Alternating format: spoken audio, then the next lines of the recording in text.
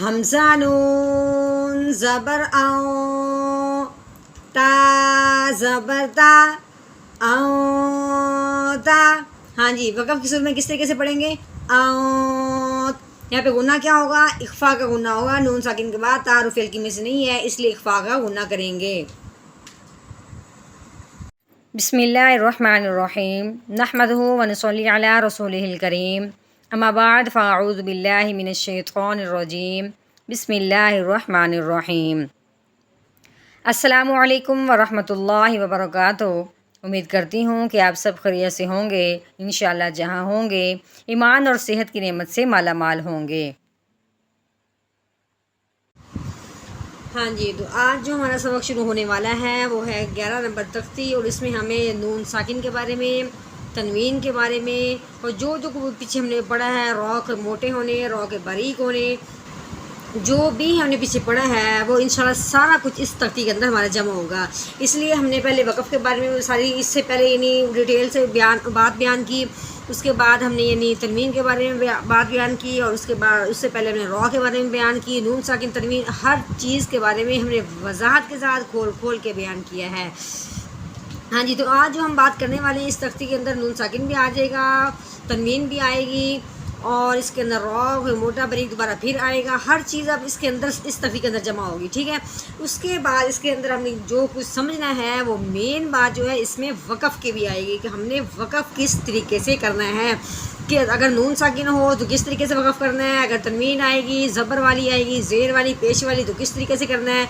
کوئی بھی لفظ آئے گا، کوئی حرف آئے گا تو ہم نے اس کا وقف کس طریقے سے کرنا ہے. ہاں تو شروع کرتے ہیں اپنا سبق.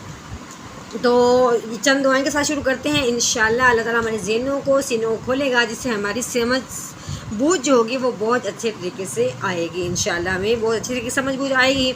چلیے شروع کرتے ہیں. اللہم صلی علی سیدنا و مولانا محمد وعلی آل سیدنا و مولانا محمد وبارک وسلم. رب اشرح لی صدری ویسر لی امری واحلل عقدۃ من لسانی یفقہوا قولی. رب زدنا علما، رب زدنا علما، رب زدنا علما. ہاں جی، اب جو ہماری بات ہے سمجھنے والی، اب ہے پیچھے ہم نے اس بات کو وضاحت سے بیان کیا ہے کہ نون کے اوپر جزم آئے تو اس کو کہتے ہیں نون ساکن. یعنی یہ جو جزم جس کے اوپر بھی آتی ہے اس کو ساکن کر دیتی ہے. لیکن جو نون ساکن کی بات ہے وضاحت اس لیے کر رہے ہیں کہ اس میں غنے کی بات ہوتی ہے. ہاں جی، غنے کی بات کس طریقے سے ہوتی ہے کہ ہم نے کہا تھا پیچھے کہ نون ساکن کے بعد اگر کوئی حرف ہلکی میں سے کوئی حرف آ جائے یا لام اور را میں سے کوئی حرف آ جائے تو ہم نے نون ساکن میں غنہ بالکل نہیں کرنا، نہ کوئی اخفا نہ کوئی اظہار، کچھ نہیں، بلکہ بغیر غنے کے ہم نے اظہار کے ساتھ پڑھنا تھا اگر حرف ہلکی آ جاتا. لیکن یہاں پہ کوئی حرف ہلکی نہیں ہے، نہ کوئی لام را ہے، تو ہم نے اب یہاں کیا کرنا ہے کہ نون ساکن پہ اخفا کا غنہ کرنا ہے، جس کی ہم نے آواز کو ناک کے اندر چھپا کے پڑھنا ہے. ٹھیک ہے، تو ہم کس طرح پڑھیں گے؟ حمزہ نون زبر او، تا زبر تا، او تا. ہاں جی، اس طریقے سے ہم نے اس بات کو واضح کر کے پڑھنا ہے. اور اب یہ اس میں بات میں ہم جو بات دیکھنی ہے وہ یہ ہے کہ اب ہم آگے اگر دیکھیں، اگر مثال کے طور پر آگے آئے اگر وقف، اگر آ جائے وقف، تو ہم وقف کی صورت میں اس کو کس طریقے سے پڑھیں گے. اس بات کو آپ نے ذہن میں رکھنا ہے کہ اگر تو کوئی حرکت والا لفظ آئے گا، ایک زبر ہے، ایک زیر ہے، ایک پیش ہے، تو ہم نے اس حرف کو ساکن کر دینا ہے، اس کے آخری حرف کو.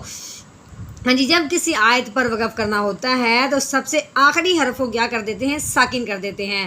اگر تو وہ ساکن پہلے ہوگا، یعنی اس کے اوپر تاکہ بجائے جزم ہوتی تو یہ ایسے ہی ساکن کا ساکن رہنا تھا. لیکن یہاں آخر پہ حرکت آ گئی ہے، زبر آ گئی ہے، تو اب ہم اس کو کیا کریں گے؟ ساکن کر دیں گے.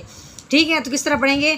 حمزہ نون زبر او، تا زبر تا، او تا. ہاں جی، وقف کی صورت میں کس طرح پڑھیں گے؟ او. اس کو بھی ہم نے کیا کر دیا؟ ساکن کر دیا. یعنی اس کی اگر ساکن نہ ہو تو پھر ساکن کرنا ہے، اگر ساکن ہو تو پھر ویسے کا ویسے پڑھنا ہے. ہاں جی، آگے آئے گا حمزہ ہا زیر ای، دال زیر دی، ای دی. اب آگے اگر یعنی وقف آئے گا تو ہم وقف کی صورت میں اس کو کس طرح پڑھیں گے؟ عید وقف کریں گے، کیونکہ اس کے آگے یعنی اس کے نیچے حرکت لگی ہوئی ہے، وقف کی صورت میں اس کو ساکن کر دیں گے، لیکن یہ دال حرف قلقلہ میں سے ہے، ہم نے کیا کہا تھا، اب ہم وقف کی صورت میں اس کو ہم کیا کریں گے؟ ساکن کریں گے۔ ساکن کا مطلب اس کے اوپر جزم لگی، تو ہم نے پیچھے پڑھا تھا کہ حروف قلقلہ پہ جب جزم آ جائے یا حروف قلقلہ ساکن ہو تو اس کو کیا کرتے ہیں؟ ہلا کے پڑھتے ہیں۔ اب یہ وقف کی صورت میں یہ ہلے گا کیسے؟ عید۔ ہاں جی، با عین زبر با، ہم نے ہر لفظ کی آواز، ہر حرف کی آواز جس طریقے سے پیچھے پڑھی ہے ویسے ہی ہم آگے اس کی ادائیگی کریں گے۔ با عین زبر با، دال پیش دو، با دو، با تو زبر با تو، شین زبر شا، بات او شا۔ ہاں جی، یہ دیکھیں یہ تو جو ہے یہ تو حروف قلقلہ میں سے ہے، ہم نے پیچھے پڑھا ہے حروف قلقلہ قوف تو با جیم دال 5 حروف قلقلہ ہے، اس کا ہم نے مجموعہ بھی یاد کیا تھا، قطب جدن ہے۔ اب یہ تو کے اوپر جزم آئی، حروف قلقلہ تھا، حروف قلقلہ پہ جب جزم آ جائے تو اس کو کیا کرتے ہیں؟ ہلا کے پڑھتے ہیں۔ تو کیسے پڑھیں گے؟ با تو زبر با تو، شین زبر شا، بات او شا۔ اب اس کا وقف کس طرح کریں گے؟ باتش باتش، ایسے کر کے۔ اس کی میں نے بات نہیں بتائی ہے وقف، کیونکہ یہ سیم اس کی طرح تھا، بعد اس طریقے سے۔ ہاں جی آگے، سین عین زبر سا، یا زبر یا، سا یا، آگے وقف کی صورت میں ساج۔ ہاں جی، یہاں پھر نون ساکن آ گیا ہے، نون ساکن کے بعد تا حرف ہلکی میں سے نہیں ہے تو یہاں ہم اخفا کا گنہ کریں گے۔ کاف نون پیش کو، تا پیش تو، کو تو۔ ہاں جی، وقف کی صورت میں اب ہم اس کو کیا کریں گے؟ ساکن کر دیں گے، کیونکہ اس کے اوپر حرکت لگی ہوئی ہے، کو ایسے اس کی آواز ہی بند کر دیں گے، اپنا سانس ہی بند کر دیں گے۔ لام سین زبر لس، تا زبر تا، لستا۔ ہاں جی، وقف کی صورت میں لس، حمزہ میم زبر ام، رو کے نیچے تنوین ہے، جس طرح نون ساکن کے بعد ہم نے حروف ہلکی کا دھیان کرنا ہے، اس طرح ہم نے تنوین کے بعد آگے حروف ہلکی کا دھیان کرنا ہے کہ حروف ہلکی یا لام اور رو میں سے کوئی حرف تو نہیں آیا۔ اب ہم نے دیکھا ہے کہ تنوین کے بعد آگے نہ تو حروف ہلکی میں سے کوئی حرف ہے، نہ کوئی لام اور رو میں سے ہے، تو اب ہم یہاں کیا کریں گے؟ اخفا کا گنہ کریں گے۔ حمزہ میم زبر ام، رو دو زیریوں، امریوں۔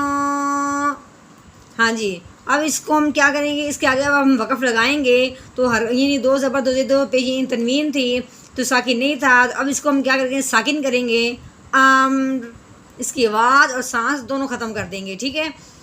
بارو زبر بارو، اب ہم نے کیا کرنا ہے؟ رو کو دیکھنا کہ پر ہوئی یعنی یا بریک، ہم نے پیچھے دیکھا تھا، پیچھے پڑھا تھا کہ رو اگر ساکن ہو اس سے پچھلے حرف کو دیکھتے ہیں، ٹھیک ہے۔ اگر تو پچھلا حرف کیا ہے کوئی یعنی زبر والا ہے تو رو کیا ہوگی؟ پر ہوگی، پیش والا ہے پھر بھی پر ہوگی، اگر زیر ہوگی تو وہ باریک ہوگی۔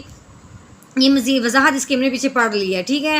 آگے جب ہم نے دیکھا آگے دال ہے تو اس پہ موٹا یعنی باریک ہونی کوئی یعنی آگے کوئی وجہ نہیں ہے، صرف پیچھے دیکھیں گے کہ رو پر ہوگی۔